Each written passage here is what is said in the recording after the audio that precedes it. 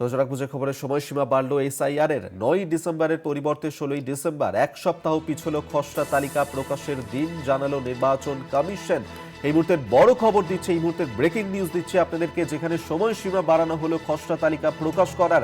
9 December ছিল SIR এর খসড়া তালিকা প্রকাশের দিন এবং সেই দিন পরিবর্তন করা হয়েছে, যেমনটা জানা যাচ্ছে যে 16 ডিসেম্বর, এক সপ্তাহ পিছিয়ে দেওয়া হয়েছে খসড়া তালিকা প্রকাশের দিন। এই মুহূর্তের সবচেয়ে বড় খবর আপনাদেরকে দিচ্ছি, যে ছবি সবচেয়ে বড় খবর এই মুহূর্তে দেখাচ্ছি, যেখানে নির্বাচন কমিশনের তরফ থেকে জানিয়ে দেওয়া হয়েছে যে 9 ডিসেম্বর নয়, 16 ডিসেম্বর খসড়া তালিকা প্রকাশ করা হবে এসআইআর এর। আপনারা জানেন যে এর আগে নির্বাচন কমিশনের তরফ থেকে 9 ডিসেম্বর ধার্য করা হয়েছিল খসড়া তালিকা প্রকাশের দিন হিসেবে, যদিও সেই দিন আপাতত পিছিয়ে দেওয়া হয়েছে, এক সপ্তাহ পিছিয়ে দেওয়া হলো খসড়া তালিকা প্রকাশের দিন, এমনটাই জানিয়েছে নির্বাচন কমিশন।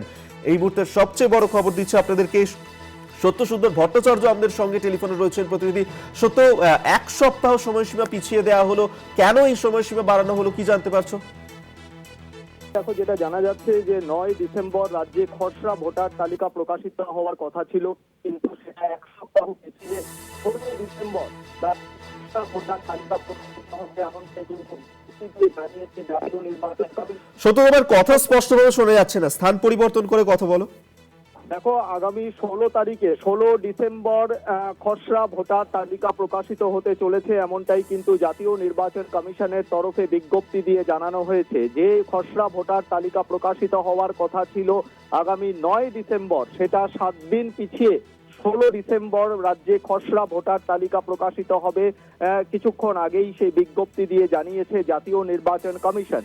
তার পাশাপাশি যেটা আরো জানা যাচ্ছে যে রাজ্যে যেটা চূড়ান্ত ভোটার তালিকা প্রকাশিত হওয়ার কথা ছিল, অর্থাৎ ফাইনাল ভোটার লিস্ট, সেই ভোটার লিস্ট প্রকাশিত হয়ে 7ই ফেব্রুয়ারি হওয়ার কথা ছিল, সেটা যেটা বিজ্ঞপ্তি অনুসারে যেটা জানা যাচ্ছে যে সেটা 14ই ফেব্রুয়ারি 2026।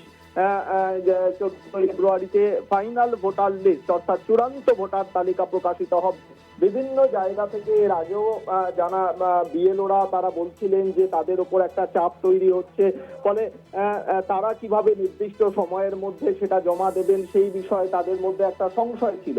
যদিও সেই সময়সীমা কিছুটা বাড়ানোর কথা কিছু বলা হয়নি, কিন্তু নির্বাচন কমিশন চাইছে যে এই খসড়া ভোটার তালিকা প্রকাশিত হওয়ার আগে স্ক্রুটিনির কাজ, অর্থাৎ এই এনুমারেশন ফর্ম ডিজিটাইজেশনের পরে যাতে ভোটার তালিকাকে একেবারে নির্ভুল করা যায়, সেই লক্ষ্যে যে স্ক্রুটিনির কাজ, সেই স্ক্রুটিনির কাজটা যাতে ভালোভাবে করা যায়, সেই লক্ষ্যেই কিন্তু এই সময়সীমা বাড়ানো হয়েছে বলে কমিশন সূত্রে খবর। এবং সেক্ষেত্রে ইআরওরা কিন্তু বিএলওরা অ্যাপের মাধ্যমে যে ডিজিটাইজেশন করবেন, তারপরে ইতিমধ্যেই তুমি জানো যে পর্যবেক্ষকদের নিয়োগ করা হয়েছে। জেলা ভিত্তিক পর্যবেক্ষকরা যেরকম নজরদারি চালাবেন, তার পাশাপাশি বিশেষ পর্যবেক্ষক যারা, তারাও কিন্তু ভোটার তালিকার উপর ফোকাস করছেন। ফলে সেই জায়গায় দাঁড়িয়ে কমিশনের দৃষ্টিভঙ্গি খুব পরিষ্কার।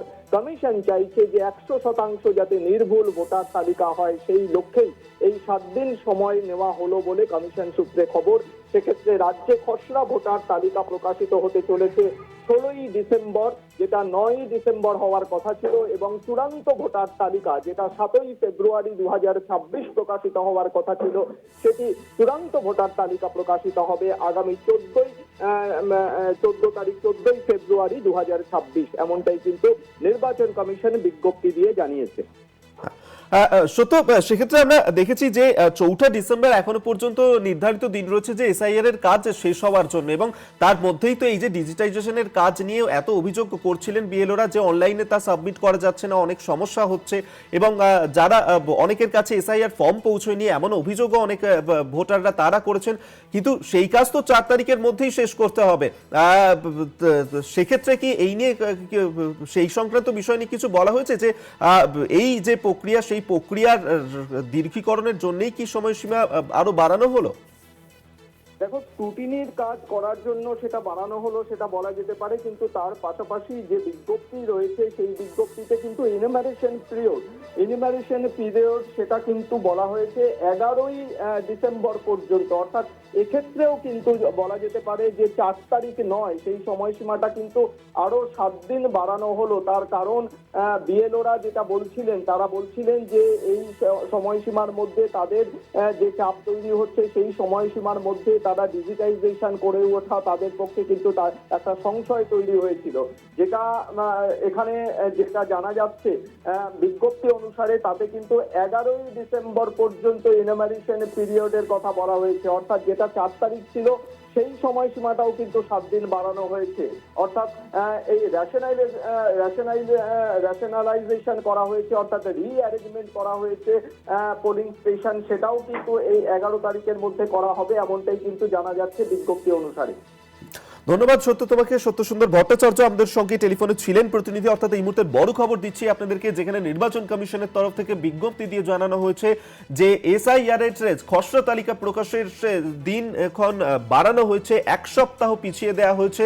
9ই ডিসেম্বর খসড়া তালিকা প্রকাশ হওয়ার কথা ছিল, তার পরিবর্তে 16ই ডিসেম্বর এসআইআর এর খসড়া তালিকা প্রকাশ করা হবে, এমনটি কিন্তু বিজ্ঞপ্তি দিয়ে জানানো হয়েছে। 1 সপ্তাহ পিছিয়ে দেওয়া হলো এসআইআর এর খসড়া তালিকা প্রকাশের দিন, জানালো নির্বাচন কমিশন।